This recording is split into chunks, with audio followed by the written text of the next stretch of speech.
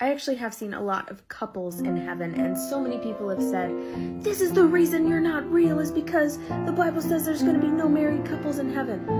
Well, I want to take a moment to explain what is going on. So I'm Dakota Lee. I have a gift to see in the Spirit, and God has been letting me visit heaven since I was 12 years old. I have seen a lot of married couples in heaven who were married on earth, I will say.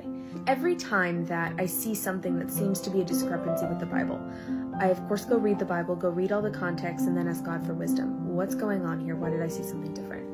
And the answer is just really beautiful. So what Jesus said to some Sadducees that were trying to trip him up was in Matthew 22, and they asked him what would happen to a wife whose husband died, and then she, by law, had to marry every single brother until each of them died. Then she goes to heaven. Who would she be married to? And Jesus' response was, there is no marriage in heaven. People will be like the angels. So that's pretty clear, you think.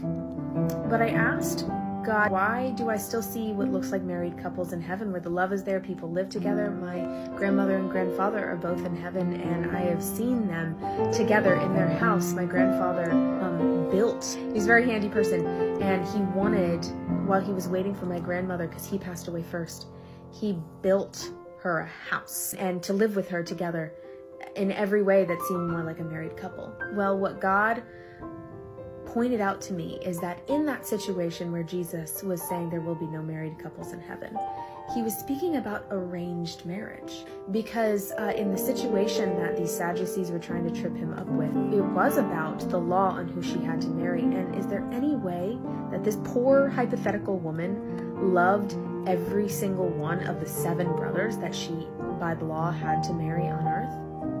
There's no way. Or, well, very unlikely this hypothetical woman would actually love all of these men. One thing that I have seen about God's love is that it's not love without choice.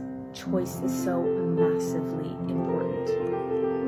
So in heaven, you may not be married in a law context, but you do spend time with who you love and who's also in heaven.